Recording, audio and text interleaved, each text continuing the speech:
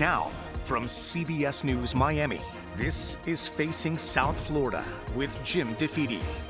Welcome to Facing South Florida. I'm Jim Defede. A happy Passover and a happy Easter to all. And on this Easter Sunday, I will be talking in a few moments to Miami Archbishop Thomas Wenski. And while having the Archbishop as a guest on this holiest of days may seem like an obvious choice, I will tell you the reason he wanted to come on today's show was in response to last week's Facing South Florida, where I highlighted the ongoing failure of Miami-Dade County elected officials to move forward and approve a plan to help the mentally ill in our community. As you may recall, last week we documented how the county has spent more than $50 million renovating the Miami Center for Mental Health and Recovery, a groundbreaking facility that would take mentally ill individuals out of the jail and move them into the center where they can receive comprehensive treatment and support. 2 years ago, 2 nonprofit groups were selected to operate the facility, while numerous local groups and agencies have pledged their support, including the Homeless Trust and Camilla's House. Funding for the first 2 years of the center is already in place, and yet the center remains empty, not helping anyone. There is plenty of blame to go around. Mayor Danielle Levine Cava and her staff have done a terrible job of advocating for the center. County jail officials, for instance, seem more interested in protecting their jobs and budgets than admitting the obvious, that they need help treating the mentally ill. Finally, though, last week on this show, Mayor Cava stated unequivocally she wants commissioners to approve the center and get it open. We have a contract ready to go. We've been waiting for this to go forward, and it needs to go forward. We just can't delay any longer on something that was promised to the public and where we have a solid plan. Jim, I've said it repeatedly. I negotiated these deals. I want this deal to go forward. There should be no confusion any longer. We are not in a quandary. We have a legitimate proposal, and it needs to move forward. The center, however, is now bogged down at the County Commission, with Chairman Anthony Rodriguez bouncing final approval for the center from one committee to another. So while the commission fails to act, a broken system remains where people with mental illnesses are arrested for homelessness or minor drug charges. They then sit in jail for weeks or months at a time before getting released and then rearrested a short time later. Miami-Dade Judge Steve Leifman has dedicated his life to finding a solution to this cruel and inhumane cycle of arrest and release and arrest again. Here is part of the conversation I had with him recently, where we discussed the commission's supposed concern over the cost of the center.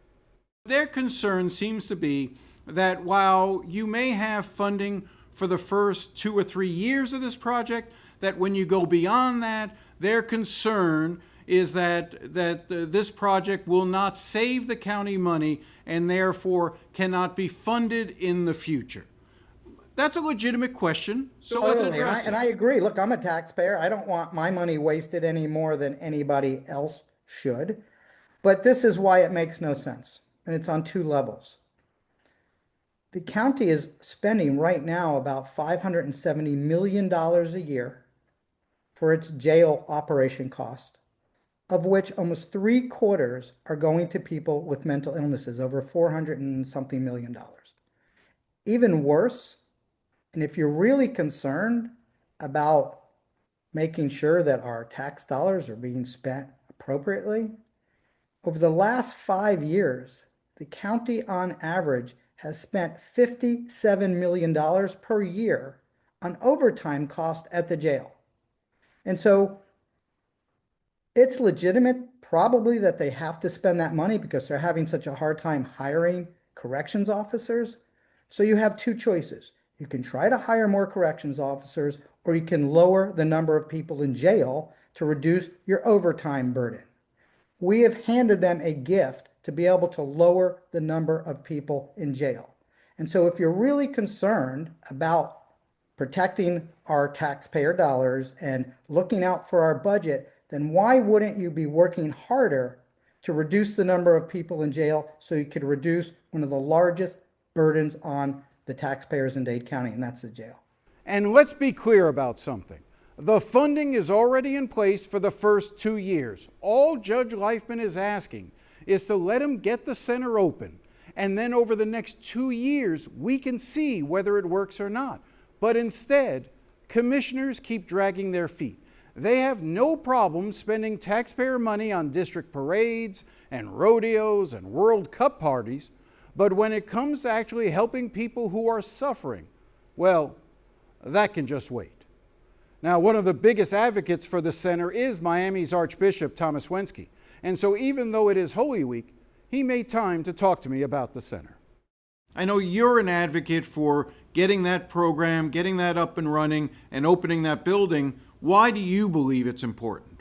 Well, I've seen it. I've been on a tour of the place that Judge Lightman gave me now a couple of years ago, and his explanation of what the potential of that place to relieve the plight of the homeless that are cycled in and out of our jails. Because if somebody has a heart attack walking down the street, they call an ambulance and they take them to a hospital. But if you have a mental health crisis, they call the cops and they take you to jail, which is not a very efficient way of treating a health crisis, because mental illness is a health crisis. And Judge Lightman, who has been a judge for many, many years and has dealt with these issues over the years, has come up with a great program here that I think will save the county millions of dollars in what they're spending to house or warehouse mentally ill people in jail, which is not the appropriate setting for them. Save them money, but it also will save lives, because this will allow people to get the treatment that they really need, and treatment that can help stabilize them.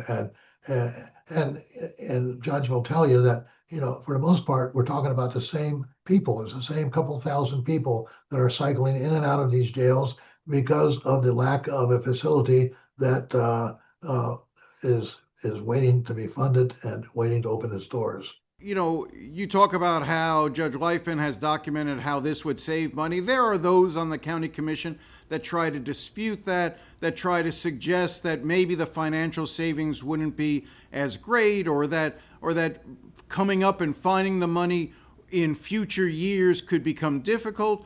But let's put the money aside. Is this just not if government isn't there to help those who are mentally ill, who are warehoused in our jails, what's the purpose of government? That's true, and of course I think the money thing is that there's a lot of created self-interest around this money, because the jails, if they're spending less money on the mentally ill, they'll need less money, and maybe there's some created interests that are trying to protect that. It's like those for-profit prisons. There's no incentive to release people, to parole people, because if you do, you don't get the same amount of money coming in from the government to pay for your for-profit prison system. So I think we have to look at it from the common good, as you're suggesting. The common good says that this is a better solution for the mentally ill, and if it helps the mentally ill, it'll rebound to helping the entire community, the families of the mentally ill people, and ultimately the taxpayers who are on the bill for all this. So what is your message to county commissioners who are slowing this process down? I think they've slowed it down for several years already, and it's time to cut bait and fish. It's time to approve it, and if what they fear is true, they can address it in 3 or 4 years when their feared financial crisis will appear. If they go now, there is no financial crisis.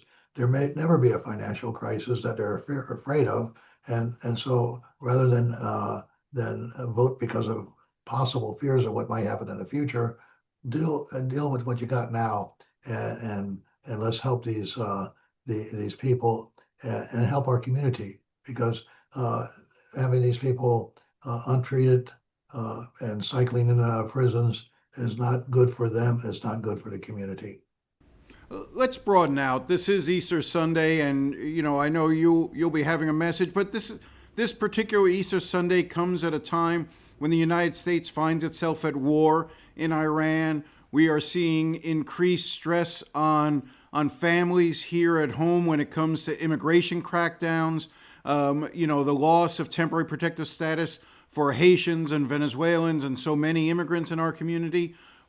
As you look at this Sunday, what is your message, as we are dealing with all of these things? And in these days, I've had several messages from Palm Sunday. Tuesday, we had a Mass of Chrism with all the priests in the diocese. Thursday night is the Mass of the Last Supper, etc.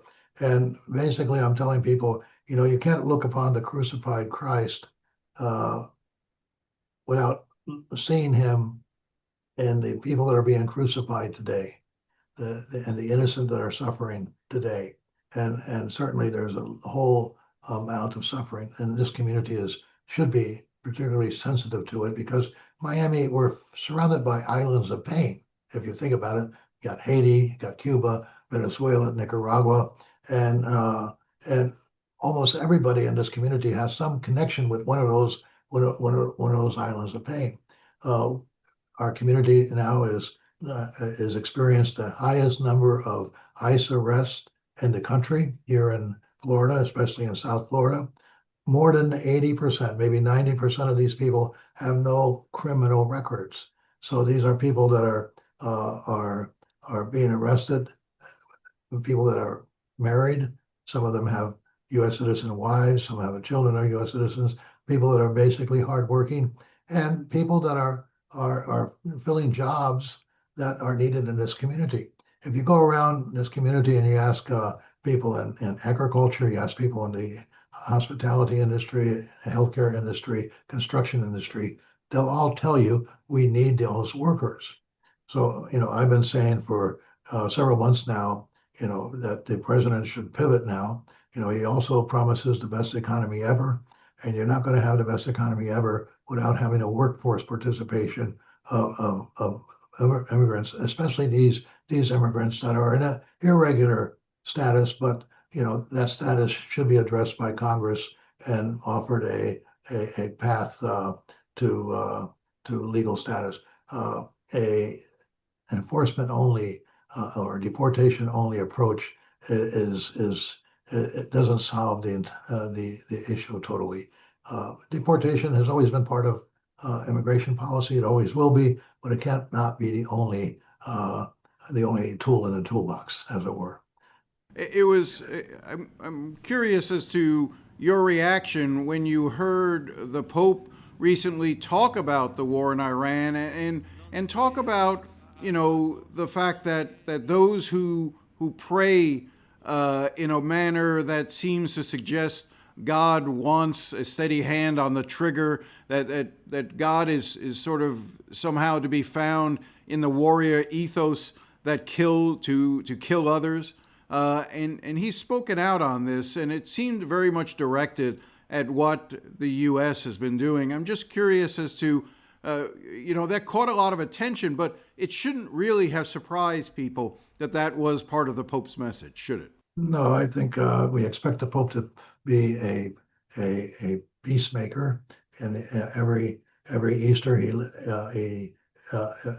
sends out a message to the city and to the world at Christmas time as well, in which he calls for greater dialogue, greater peace, greater cooperation among people. We need that voice in our world to help calm the other less erratic spirits that we have within us. So we need to listen to our better angels, and the Pope is inviting us to do so.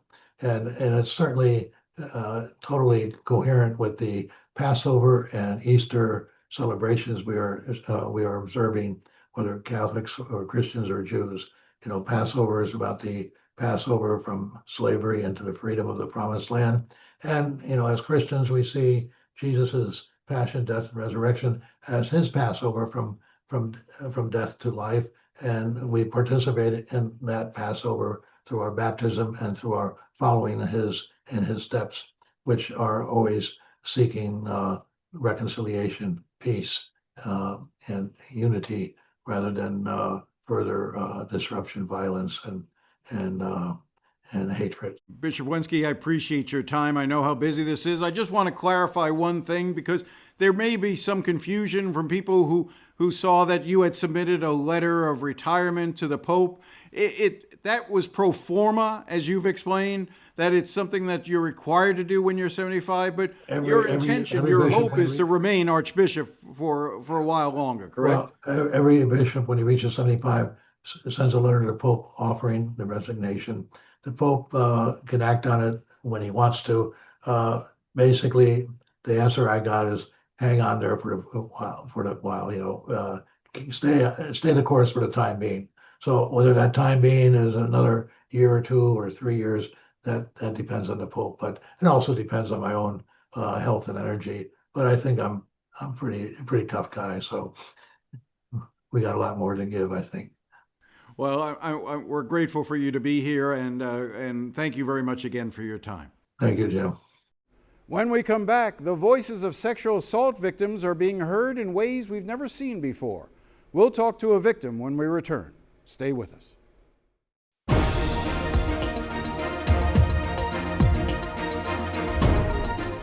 Welcome back. Former State Senator Lauren Book turned the sexual abuse she faced as a child into a lifelong passion advocating for victims.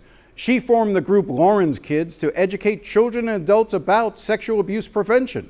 And she is in the midst of her 11th annual Walk Across the State to help raise awareness. I spoke to her this week on day 2 of her statewide journey as she made her way up the Florida Keys. So this is all about awareness. We want people sharing their stories. And a special component this year to the walk is our Raising Our Voices. This is the Raising Our Voices tour. And we're going to have a special recording studio with us to have people share their stories. They can do so online or come out and share their stories.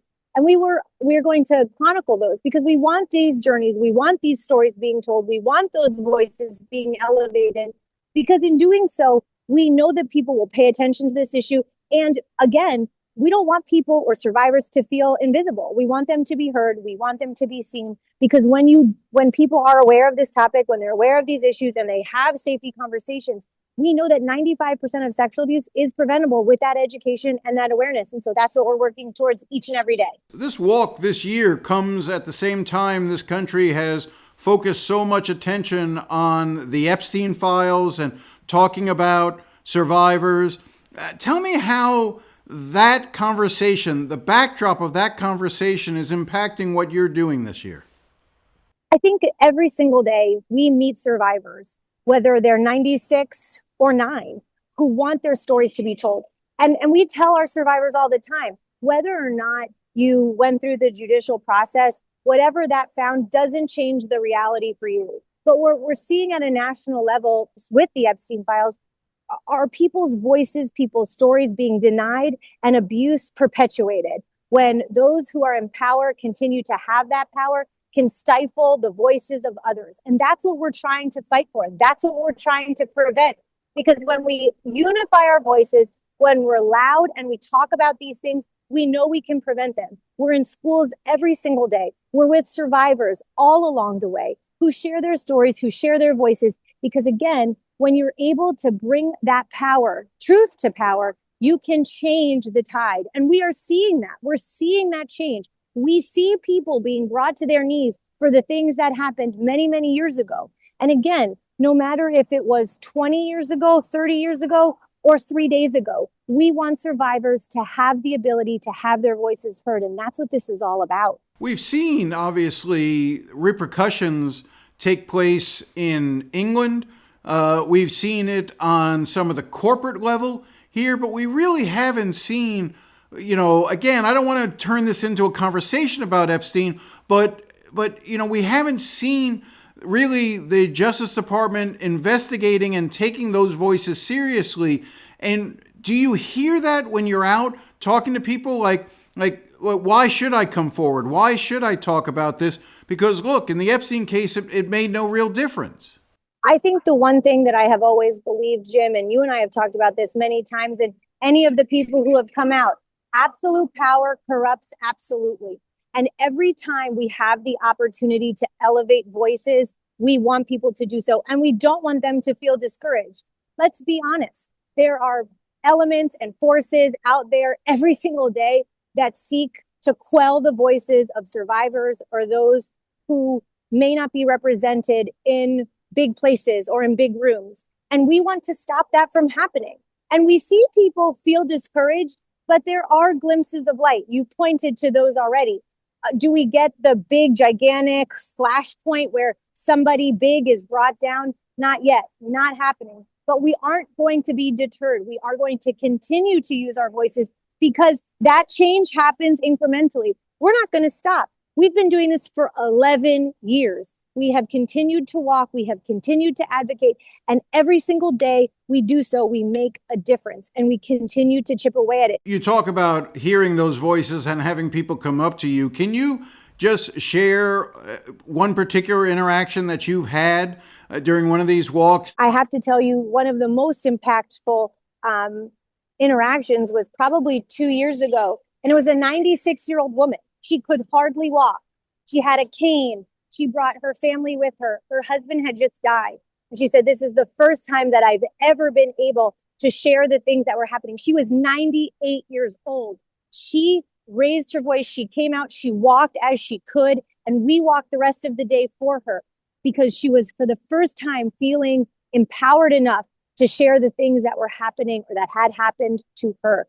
That was a real story. But every time something happens, a survivor joins us, somebody pulls off on the side of the road and comes and shares a story. Some people just walk with us for a half a mile and they want to be a part. They didn't know. They saw the bus. They heard about it on the radio that morning. They come out. They become a part of this mission. And that is a very special thing that has happened, and it happens every single day. What's remarkable is that this really has become an issue that doesn't break down along party lines, is entirely bipartisan. We're hearing the debate on the Epstein files, even the reaction just recently to the New York Times investigation into Cesar Chavez and the reaction to that. It's universal condemnation and the need for having some level of accountability. I guess that's where you can find some hope, is that in a time where we are so divided politically, that this crosses all party lines, whether it's in terms of speaking out in support of the victims or even those who are the abusers. It doesn't make a difference. Democrats are no more or less likely to be an abuser than a Republican is, and it crosses all dimensions. This issue cuts across all of those topics, all of those issues. It doesn't matter your political persuasion. And guess what? It also doesn't matter your age. Child sexual abuse happens in neighborhoods that have gated communities or not. People want to think or want to believe that it happens in those places over there. And the reality is it happens everywhere. The greatest risk factor, if you're a child, is being a child. And we would all agree that it shouldn't hurt to be a child. And all too often it does. Again, the most important thing is that we raise our voices. We talk about these issues. When I was in the legislature, it didn't matter which side of the aisle you were on. Everybody agrees that we shouldn't be sexually assaulting children. We should make sure that those who are doing wrong are brought to justice. I want to continue to bring that message to the forefront because, again, we are in a climate and in a place and in a space where people have done tremendously bad things. And we have to continue to raise our voices to bring those people to justice. We'll be right back. Well, that's all the time we have today. If you have any thoughts or comments, feel free to contact me at jdefede@cbs.com. Oh, how I do enjoy hearing from you. Thanks again for watching and enjoy the rest of your Easter Sunday.